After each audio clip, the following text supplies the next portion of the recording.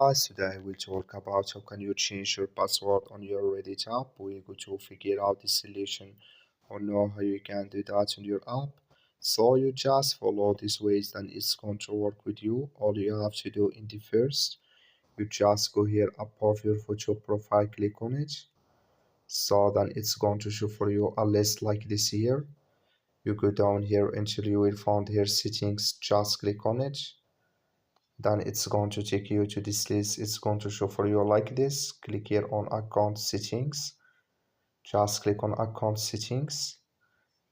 So then it's going to take you to this list. You will find here change password, just click on it. So then you click here on continue here.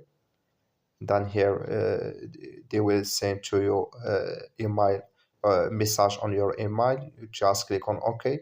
Then automatically you go to your email and change your password there. That's all. Thank you for watching. Don't forget to support us by liking, subscribe.